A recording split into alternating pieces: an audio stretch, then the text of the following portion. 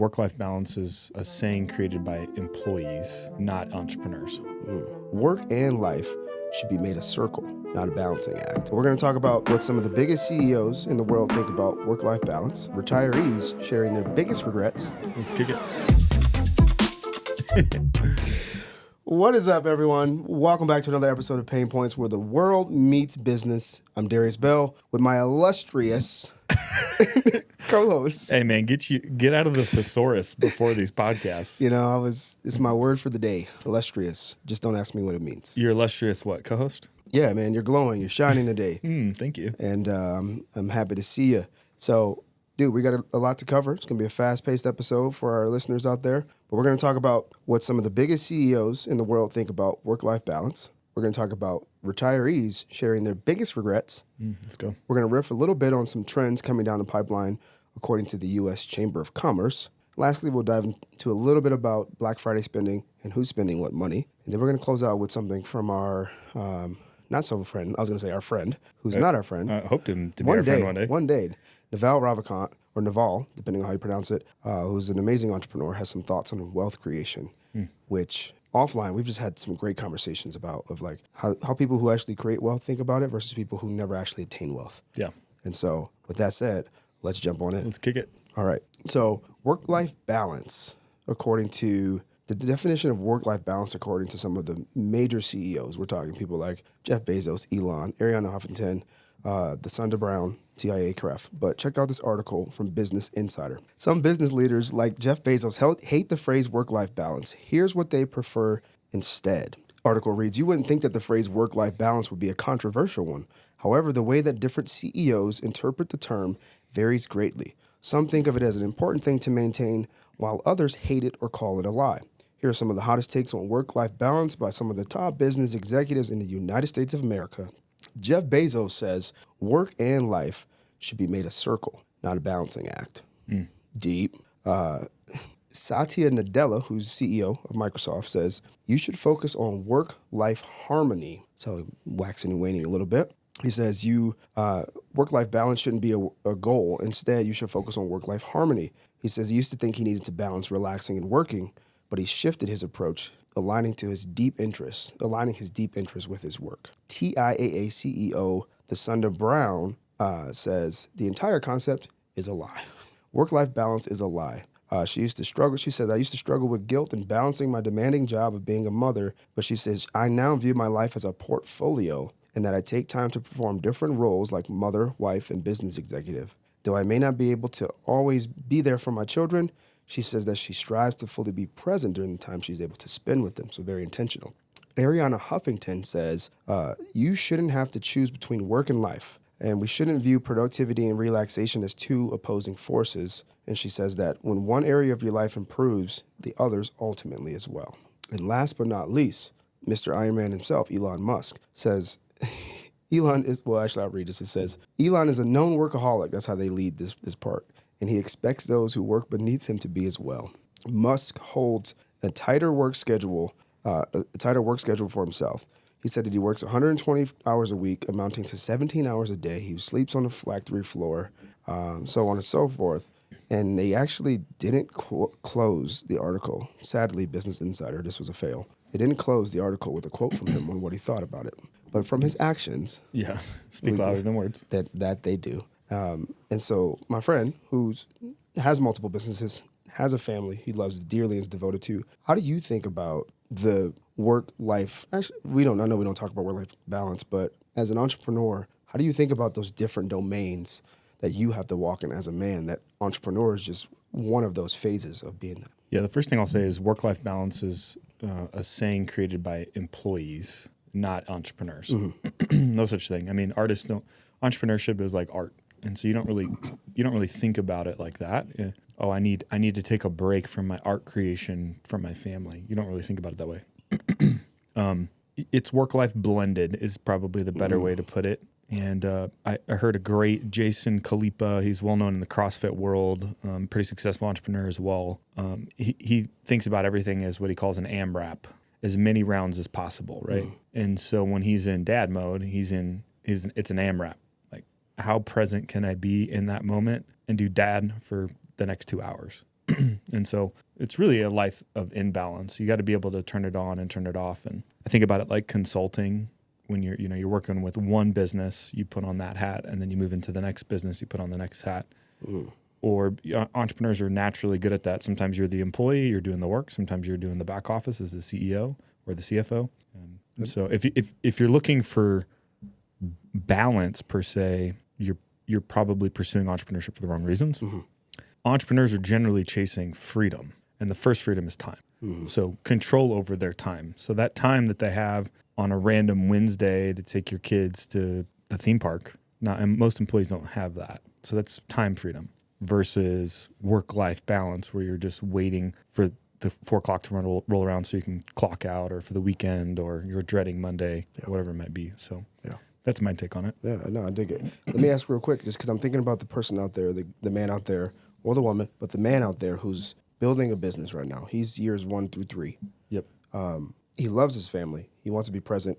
And he's not necessarily struggling with guilt, but, you having girls that are now hitting an age where they're turning into young women, but you've been building businesses for the last decade now almost. Any advice for that person out there who's wrestling with the weight of like, man, I'm doing this for freedom. I'm doing this for freedom of time and money and purpose. But I do feel some weight of like I'm missing out on certain things, or I'm not getting that intentional time that really aligns with my values. Yeah, I mean, if you know that, then you control your calendar, right? So make time for it.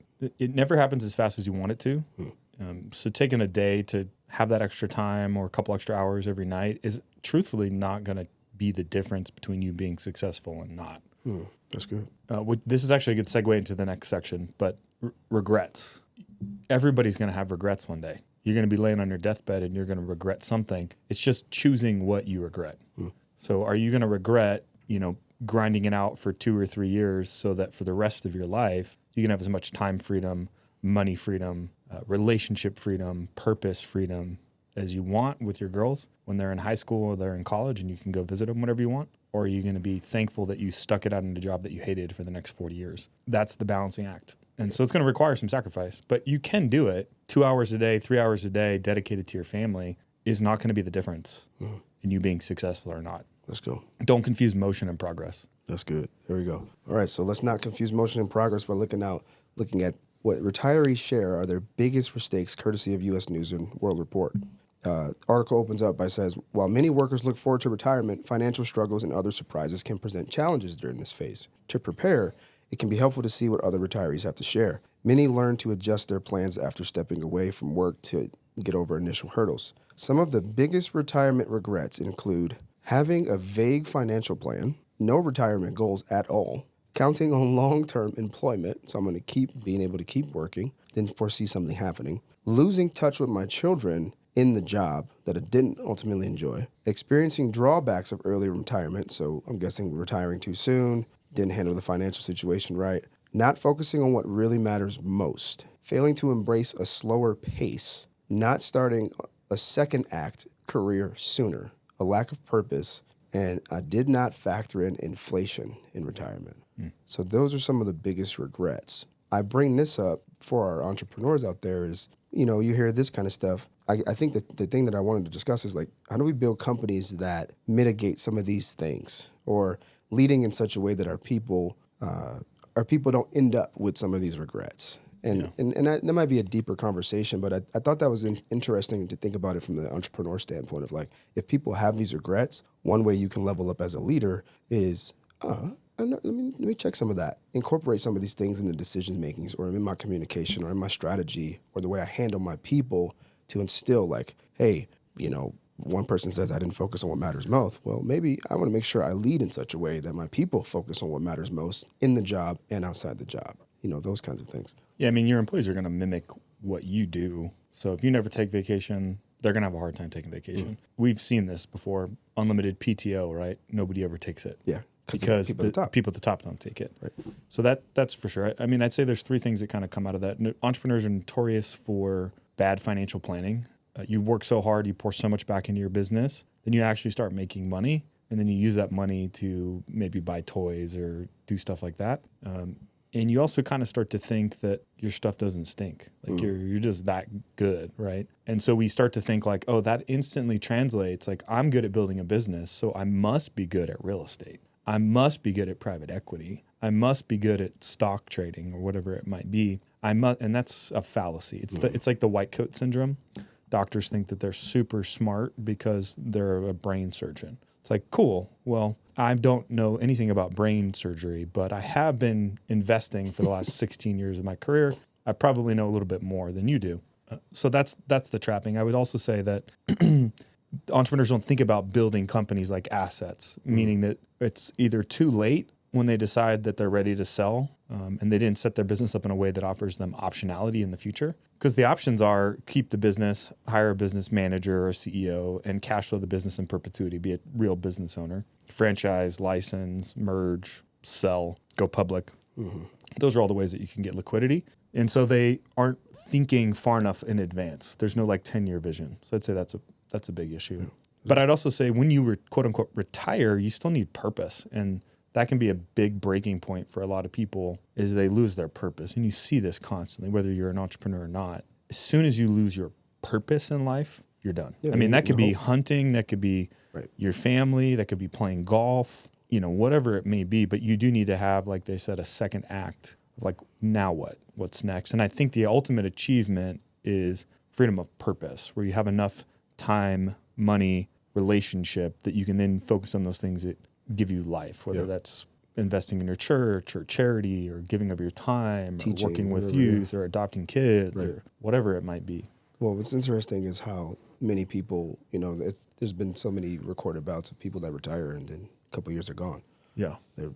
They decay basically and just, decompose. And you and I have talked about this, about just staying in the game no matter what and not making enough to quote unquote retire and care for yourself, but making so much that you have so much more to give financially and intellectually to support other people to build legacies that last far beyond us. Yeah. And as entrepreneurs in Christ, we know retirement's not a kingdom concept. Correct.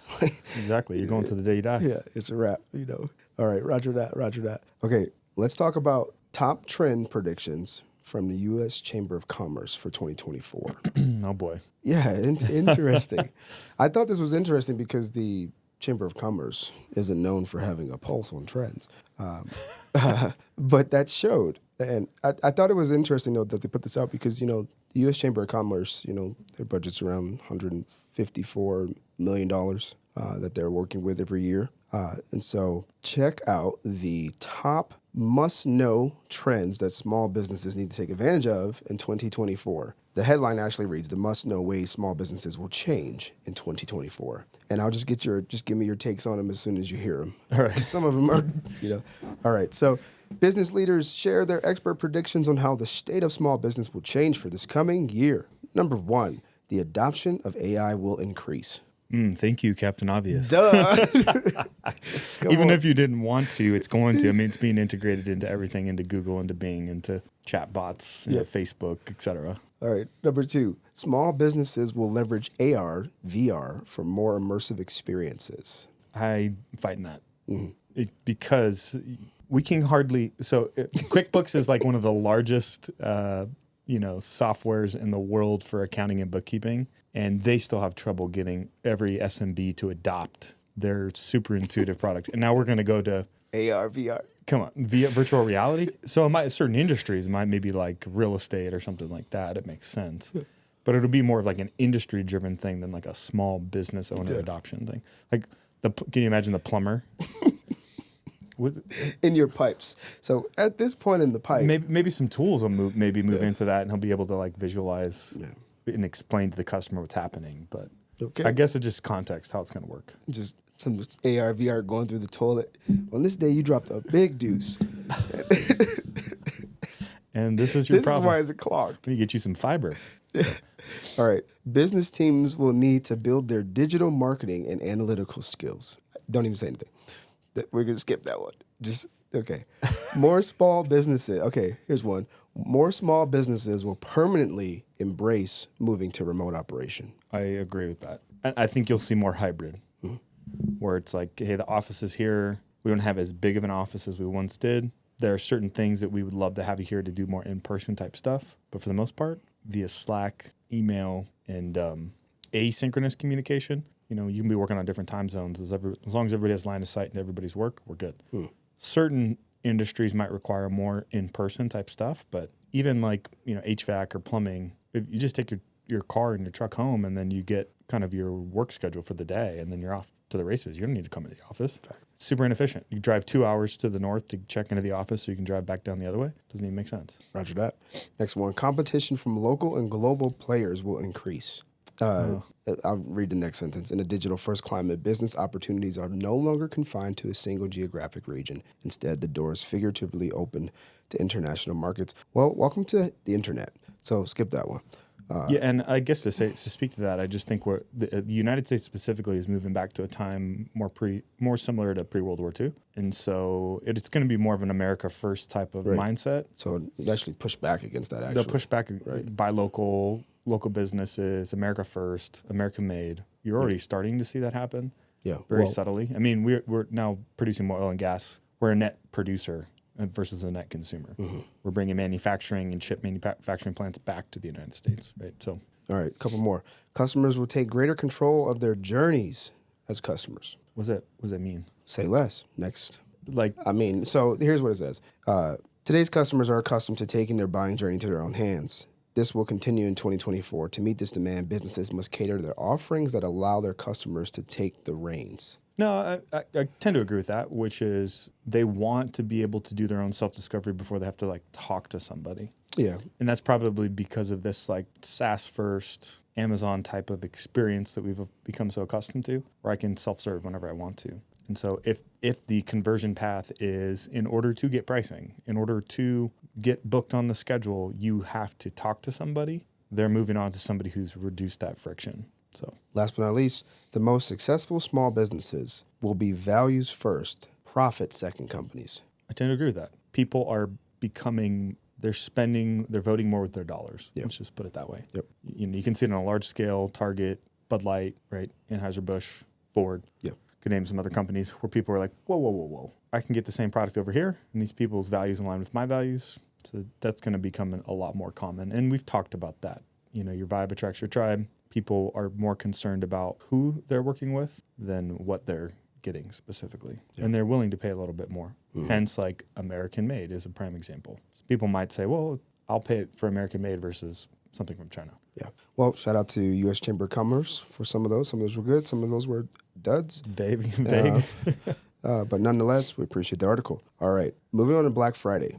This one's going to be really quick. So this is courtesy of an Ad Week article. I won't read the article for you guys, but I just want to touch on a couple of key points. It said, according to Adobe Analytics, last Friday, a record 9.3. Actually, let me give some credit to. This is from Stephen Lepetak by way of Ad Week. So, according to Adobe Analytics, a record $9.8 billion was spent Friday. That's up 7.5% in the U.S. year over year. Well, this got me thinking, and the question I was asking to myself: we're spending at record numbers. On any given day, inflation fears go from here to here. We saw a couple weeks ago we were listening to Gen Z TikTokers talking about how they don't have any money in these things, and so I was just like, let me look and see who's spending money on Black Friday. Unfortunately, companies and websites like Zippia have this information. But check out the age range. Actually, let me ask you, who do you think, what age range? I can't even break it down because you don't know all the age ranges, so let me just stop there. But check out these age ranges of who spent what money, who made up the most spending on Black Friday. 18 to 24 made up 32.6%. 25 to 34 made up 24.2%. 35 to 44 made up 33.6%. 45 to 54 made up 29.2%. 55 to 64 made 24.6%. And 65 plus made up 24.4%. So the question I was asking was who spent the most money. It would be actually millennials and Gen Z spent the most money, which is younger Gen Z and older millennials. And so my question to you is, when I'm thinking about people saying there's no money out there, they're not making money, are we just spending our money on the wrong things? Are consumers spending their money? It's hard to tell because we don't have data on purchases. But for me, I'm like, you can't make a TikTok and have all these TikTokers, Gen Z everywhere saying there's no money and the government's this and millennials are this, fiat and big, but we're still spending money on consumer goods. I'm having trouble reconciling that as I'm looking at as being an entrepreneur of like, does the rubber hit the road at some point? I mean, I think the data is slightly misguided. Millennials, largest segment of the workforce, largest segment, period. So naturally, they're going to be the largest spenders. They're also most established in their career. Right. So that's hard to say. Gen Zers, second largest, right? Yeah. So that's hard to say. We don't know if they're buying for somebody else and it's not like it's continuous spending. It's one time. They could also just be waiting for that they need a new laptop. And so like, oh, now's the time for me to get a laptop. Well, and to that point, average saving amount is 25% though. So for what it's worth. Yeah. I mean, that's still decent. Yeah. On a $3,000 purchase. Fair. So yeah, I can't really speak to it. It'd be one thing if it was talking more about the trend annually. Yeah. But I don't know if I can look at one section of the market when the quote unquote best deals. I mean, I participated in some of the Black Friday stuff too, right? What'd you get me? Yeah, nothing. But yeah, that's hard to say. It also feels good. I mean, there's something about buying for other people that makes you feel good. Yeah. And 'tis the season for that. Yeah, I think for me, part of, I'm one of those entrepreneurs who thinks about the Roman Empire.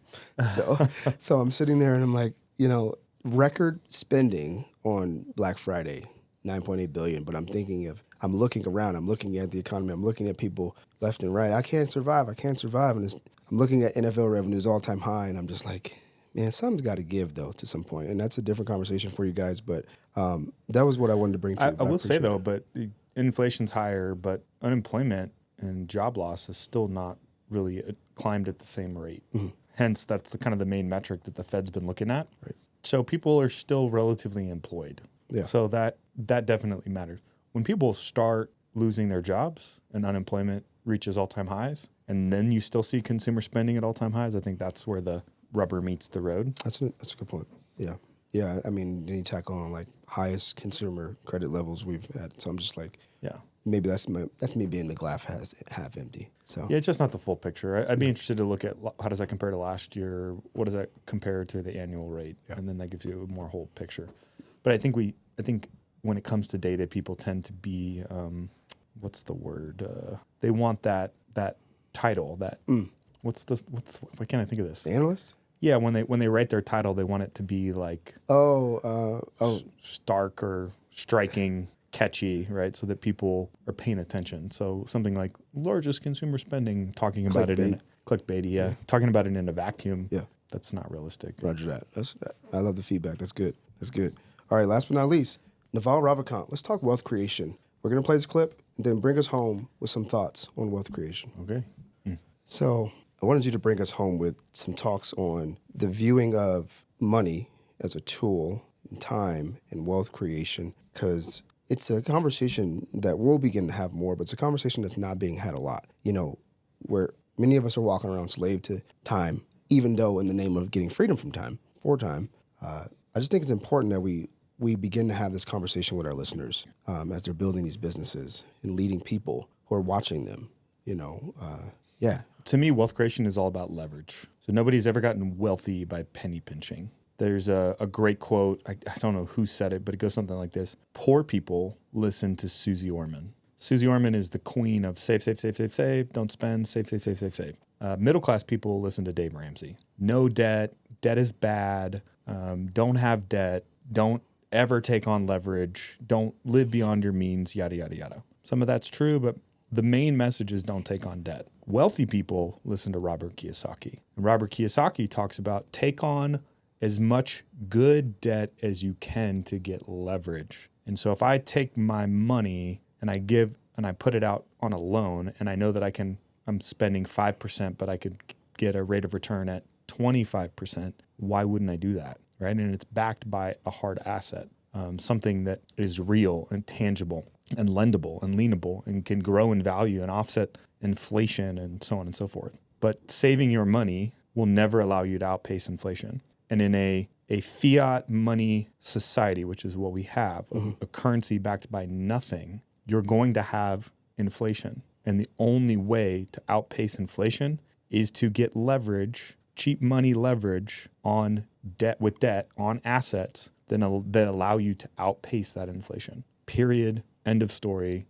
There is no other way around that. So as entrepreneurs, there is a bit of risk that goes into being an entrepreneur. You have to be comfortable with outlaying cash and almost like feeling like you never have enough. But we have to change our view on how we think about money, because money is just a tool. And if you have a bunch of tools in a toolbox and you never open the toolbox or you never put them to work, then you just have a bunch of really expensive tools that never get used. So the money is used to make more money. And if you can get leverage on other people's money by way of the banking system, it just is what it is, right? Business is an infinite game. The game has changed. You cannot grow your business today without leveraging some sort of debt to get ahead. I take that back. You can.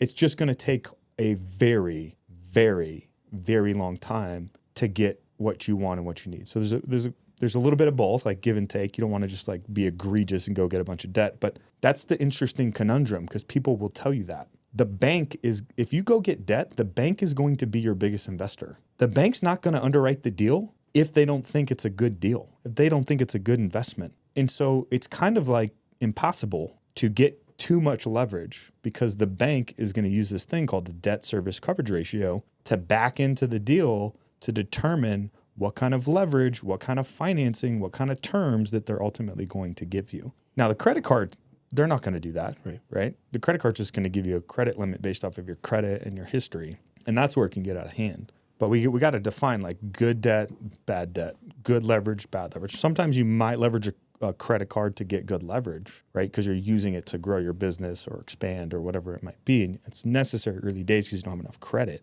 But if you're in this mindset as an entrepreneur that you're just never going to take on debt, or one day you're just never going to have another expense and you're never going to have to reinvest back into the business, and you're just going to be cash positive, and that doesn't work that way, right? I had a conversation with a friend. His company's sitting on, we'll call it over $10 million. And they're looking to buy other companies to consume, but they're going to go buy companies that are more than $10 million. And they're not going to use $10 million on one company. They're going to use leverage. Why would they do that, right? Because they know that by getting the company, they can get more leverage that'll outpace the value of the cash that's burning down by inflation just sitting in their bank. Mm-hmm. What a note to end on. Yeah, so you got to get leverage. That's the end. There's no way around that. And so if you're thinking about penny pinching or like, how can I save a little bit here and there? That's like an ass backwards way to think about it, because you're playing to not lose instead of playing to win. Roger that. Well, guys, if you got value out of today's episode, which I know you did, especially with those last 3 minutes, give us a review on our podcast platforms. Leave a comment, submit some information, some questions you have. We'll dig into those. Maybe there's things you're going through as you're building your business. Bring them up. We're here to help you. And until next time, this has been Pain Points, where the world meets business. Take care.